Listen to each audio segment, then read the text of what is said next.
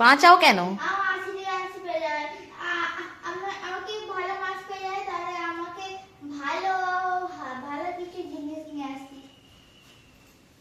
বল যেন ভালোভাবে ম্যাথটা করতে পারি।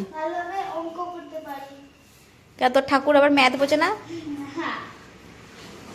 নে ব্যাগ নে।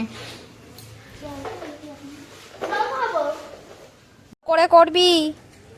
আর দেখ যে এইগুলো সাইডে রাফ করবি, রাফ সাইডে করবি, মিটিয়ে দিবি সেইগুলো। আর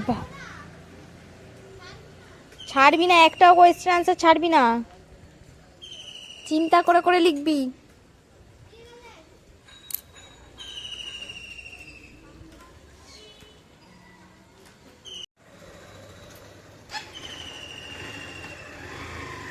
বাই।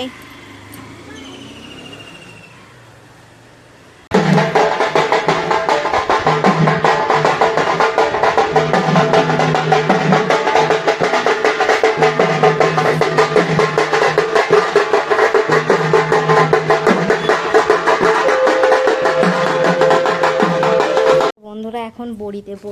আমি এই ফার্স্ট টাইম এই বিউলির ডালের বড়ি দেবো বলে নিয়ে এসেছি। একবার বড়ি দিয়েছিলাম মানে ছোলার ডালের, তারপর কখনো বড়ি দিইনি, মায়েদের বাড়ি থেকেই নিয়ে আসি। কিন্তু এখন বিউলির ডালে একটু বড়ি দিতে ইচ্ছা করলো। এখানে থালাগুলো রোদে দিয়েছিলাম, তেল মাখিয়েও দিয়েছি। চলো এইটা একটু ফেটিয়ে নিই, ভালো করে ফেটাতে হবে। চলো ফেটিয়ে নিই, ভালো করে ফেটিয়ে নিই আগে, নাহলে শক্ত হবে বড়ি। এই যে দেখো বন্ধুরা, বড়িগুলো দিচ্ছিলাম যখন মোটামুটি তো একটুখানি উঁচু উঁচু মতো হচ্ছিল বলো, তারপরে দেখো কীরকম বাতাসার মতো তেজ করে বসে যাচ্ছে। আমার মনে হচ্ছে মানে ওইটা প্রথমে ডালটা বেটেছিলাম না, ঠিকঠাক ছিল শক্ত, যত ফেটিয়েছি না ডালটা মনে হচ্ছে পাতলা হয়ে গিয়েছিলো। জানি না, আমি তো দিচ্ছিলাম তো দেখো আঠার মতোই তো ছিল, এই যে দেখো, কিন্তু এরকম চ্যাপটা চ্যাপটা হয়ে যাচ্ছিলো। কিন্তু ঠিক আছে, তবুও তো কোনো কিছু খাবারে তো ডালের বড়িটা তো পড়বে, ব্যাস আমার কাছে এটাই অনেক।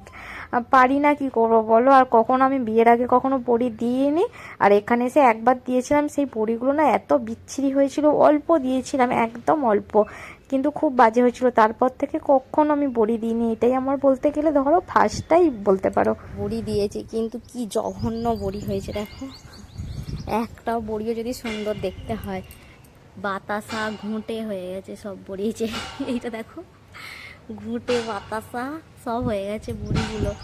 যাকে যা দিয়েছি। আর এখানে দেখো সেই কাজের চাই জামা কাপড়গুলো তুলবো, আমাকে আর একবার আসতে হবে একটা থালা নিয়ে, আর একটুখানি বেঁচে গেছে। আর এখানে ওই যে সেই জলের লাইন হচ্ছে। চলো, আর আমি দাঁড়াবো না, নিচে যাই। দেখবে এখন এইটা বেঁচে গেছে, এটা দিয়ে দেবো, সব দেবো, দিয়ে তবে আজকে ছাড়বো।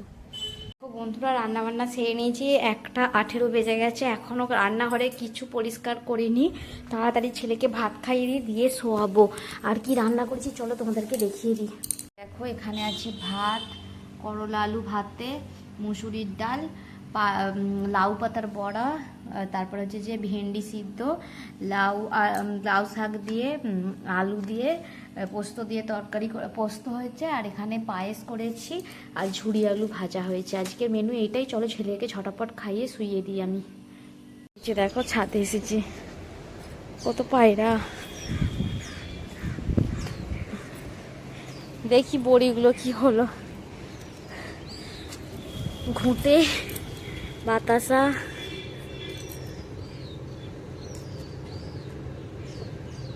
উঠছে না, যে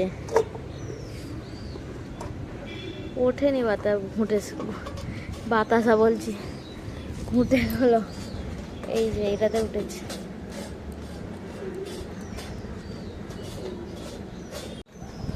বাহ, এই থালাগুলোতে ভালো উঠে গেছে। দাও বলো তো, এইগুলো উঠছে না, এইগুলো বেশি বাতাসা হয়ে গেছে কেন? ওইগুলো তো কি সুন্দর, ওই থালাগুলো উঠে গেল।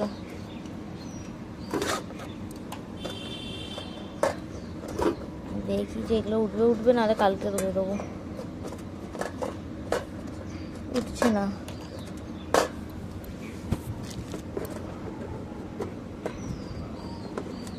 ছেড়া গো।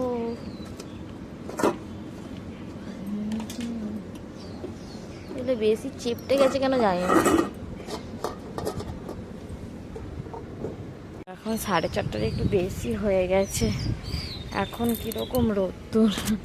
আমি ঘুমাচ্ছিলাম, ঘুম থেকে উঠে ভাবলাম হয়তো রোদ্দুরটা চলে যাবে, যে নিয়ে চলে আসছি বড়িগুলো।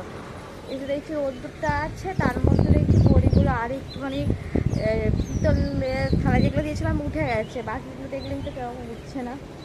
পায়রাটার কালারটা কিরকম হলুদ কালার, দেখো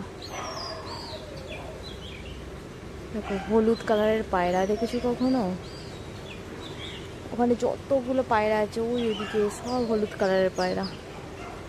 ওই কি বলে আমি জানি না, কিন্তু নানান ধরনের ইয়ে আছে, পাখি আছে হলুদ কালারের পায়রা। আমি কখনো দেখিনি, আমি এই গাছটাতেই দেখেছি 2-3 বার। ওই যে দেখো দেখো দেখো হলুদ কালারের পায়রা, দেখো দেখছো? বুঝতে পারছো কিনা আমি জানি না, আমি হয়তো বোঝাতে পারছি না ঠিকঠাক করে। চলো আর দাঁড়াবো না, যাই নিচে যাই। রাত্রিরে দেখো রুটি আর অন্ডা ভুজিয়া করেছি, পায়েসটা ছিল, ব্যাস এটাই আজকে রাতের ডিনার। চলো আজকের মতো আসি, ta-ta bye bye, good night, জয় জগন্নাথ, সকলে